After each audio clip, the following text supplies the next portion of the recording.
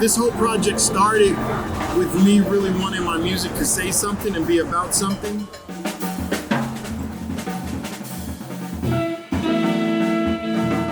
I'm very cognizant of not everything's got to sound good. I don't care what it looks like, because it can look cool that you're doing this thing, but then it doesn't sound like anything.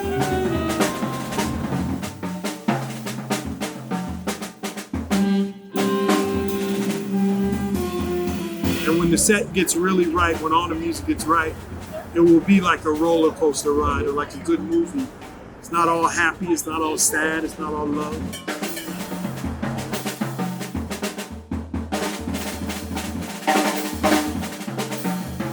I just do what I'm doing and hope people dig it, and I try to talk.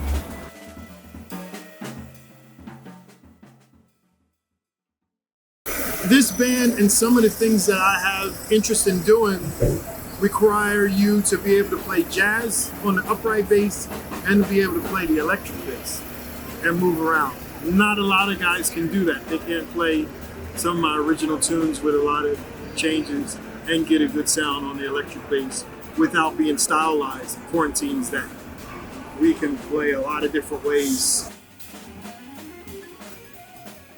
So I started trying different guitar players, and then we landed on Ethan.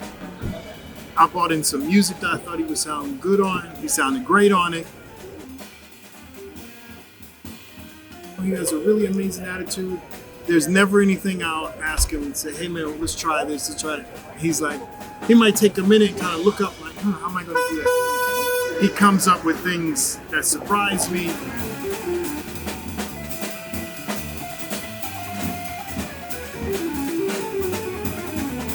When I first started doing the sample thing, I started here at Smalls. And I think Spike thought I lost my mind.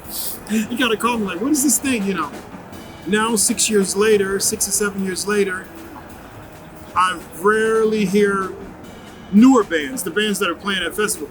Everybody's got a sample or something. It's not a gimmick, it's an instrument. Right. And when it fits, it fits. When it doesn't fit, it doesn't fit. I always say, I don't play one instrument, I play all the instruments because I can pull up anything I hear in the moment, and that's incredibly liberating. This is a slick little way with samples for me to highlight some people's music, to kind of add to that. I have samples from phone calls that I have with people like Jerry Allen, Mo Groove, Jackie Terrace. I have all kind of people that call me for gigs, samples from us playing gigs and stuff.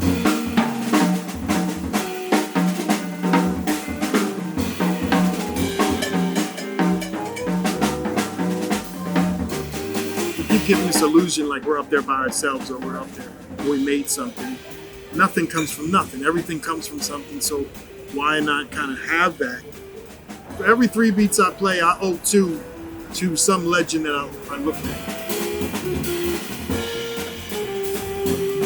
I don't know what I'd be doing if I wasn't involved in music. I don't know where I would have been if I didn't get involved in music. So you can't just keep going to the well and taking. You got to give back at some point. So this is my attempt at that, and I hope it works. Yeah. That's how I know I'm in the right place. I feel incredibly vulnerable doing this.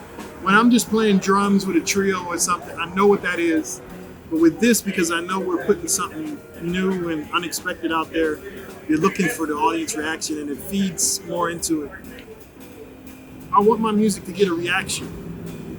I'd rather you love it or hate it. I don't want that middle of the road.